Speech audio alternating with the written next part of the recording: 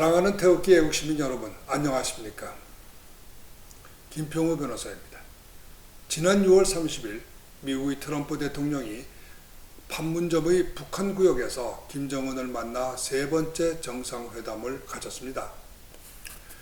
6.25 전쟁의 휴전협정 장소에서 6.25 전쟁의 당사국인 미국과 북한의 양국 지도자가 마치 오랜 친구처럼 며칠 전에 갑자기 합의를 해서 의전도 없이 만나서 회담을 하는 것은 매우 이례적인 일입니다. 그런데 막상 회담이 끝나도 아무런 결과가 나오지 않자 평소 트럼프에 대하여 매우 비판적이던 미국의 주류 언론들과 한국의 보수 유튜버들은 트럼프가 내년에 있는 미국 대통령 선거에서 승리하기 위하여 정치쇼를 벌였다. 완전한 북한 핵 폐기 정책을 포기하고 현상 동결하기로 합의해서 북한에게 양보하였다느니 하며 트럼프를 맹렬히 비난하고 있습니다. 그러나 아무리 대통령 선거가 중요하다고 해서 미국 정부가 지난 2년간 세계 만방에 공표한 북한 핵 완전 폐기 정책을 대통령이 멋대로 하루아침에 뒤집어서 포기한다는 것은 상식적으로 말이 안 되는 추측이고 억지입니다. 트럼프 대통령이 김정은과의 회담을 정치쇼처럼 했다는 것은 맞습니다. 그러나 원래 정치를 텔레비전의 리얼리티 쇼처럼 하는 것이 트럼프의 정치 방식 아닙니까? 싱가포르 회담도 그랬고 하노이 회담도 그랬습니다. 중요한 것은 양측 정상이 만나서 무엇을 주고받았느냐는 거래의 내용과 그 회담의 성과이지 회담의 방식이나 장소가 아닙니다. 그런데 그동안의 두 차례 회담에서 미국이 김정은에게 준 것은 아무것도 없습니다. 김정은은 다시 말해서 받은 것이 아무것도 없습니다. 김정은은 트럼프 정치쇼에 둘러리만 쓴 것입니다. 문재인도 마찬가지입니다. 얻은 것은 아무것도 없이 국제적 망신만 당했습니다. 이번도 마찬가지입니다.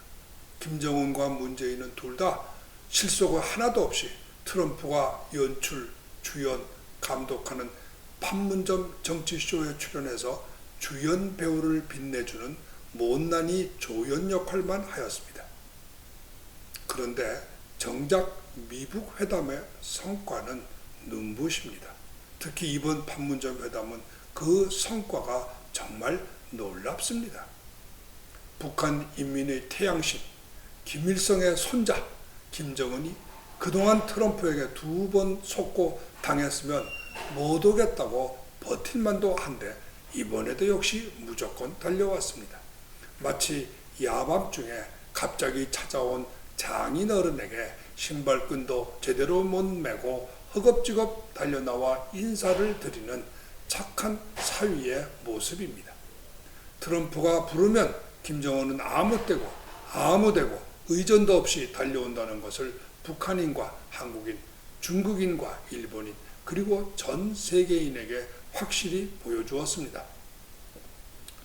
지난 2년간 한국의 문재인 대통령은 어마어마한 성금을 갖다 바치고 두 손을 모아서 머리를 조아리며 김정은 지도자를 찾아가 인사드린 것으로 알고 있습니다. 중국의 황제 시진핑 역시 많은 선물을 싸들고 평양을 방문하여 김정은에게 정중하게 인사하였습니다. 그런데 유독 미국의 트럼프 대통령은 아무 선물도 없이 빈손으로 며칠 전에 트위터를 날려서 김정은을 판문점으로 불러내어 만난 것입니다. 북한의 공산당 간부들이 무엇을 느꼈을까요? 대한민국의 못난 대통령 문재인 위에 자신들의 영도자 김정은이 있고 그 옆에 중국의 시진핑이 있고 그 시진핑 위에 미국의 트럼프가 있다는 것을 확실히 알았습니다. 제가 보기에 북한의 핵을 제압하는 데 있어서 이것보다 더 효과적인 방법은 없습니다. 원래 북한 핵은 북한이 사용할 수 없는 저주받은 무기입니다. 경제적으로나 인구적으로나 외교적으로나 도저히 남한을 이길 수 없는 북한의 김일성 독재 왕조가 생존을 보장받는 마지막 수단으로 개발한 것이 바로 이 핵무기입니다. 사용은 할 수 없지만 적어도 자신의 생존은 지킬 수 있는 수단이라고 생각했기 때문입니다. 70여 년 전에 핵무기가 개발된 이후 핵무기를 완성하기 전에 제재를 가하여 개발을 포기시킨 사례는 있지만 완성된 핵무기를 무력이나 경제 제재로 폐기시킨 사례는 없습니다. 미국 유엔이 아무리 경제 제재를 가하여 핵을 포기하라고 압력을 넣지만 북한으로 하여금 완성된 핵무기를 내놓게 하는 것은 전쟁이 아니고는 절대로 쉬운 일이 아닙니다. 미국이 그걸 모르겠습니까? 다만 북한 주민들이 스스로 김정은을 제거하고 자유를 쟁취하면 북한의 핵무기는 저절로 해결됩니다. 요컨대 북한 내부에서 김정은 독재를 타도하는 것이 북한의 핵무기를 없애는 최선의 방법입니다. 그런데 독재를 타도하려면 독재자의 권위, 신화, 존엄, 안전을 깨부셔야 합니다.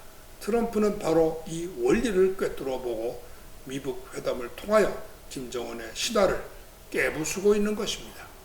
물론 김정은도 이를 알지만 꼼짝 못하고 미북 회담에 끌려 나오는 것은 동해안에 실전 배치되어 있는 세계 최강의 항공모함 전단이 김정은의 손발을 묶어서 회담장에 끌고 나오는 것입니다.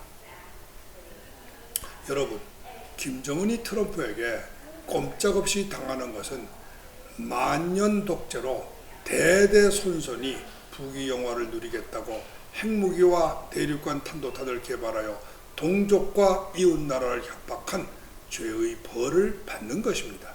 지금까지 세계 역사에서 핵무기로 이웃과 미국을 공개적으로 협박하여 온전하게 살아남은 독재자는 하나도 없습니다. 이것이 바로 핵무기의 저주입니다. 한마디로 사필 규정입니다.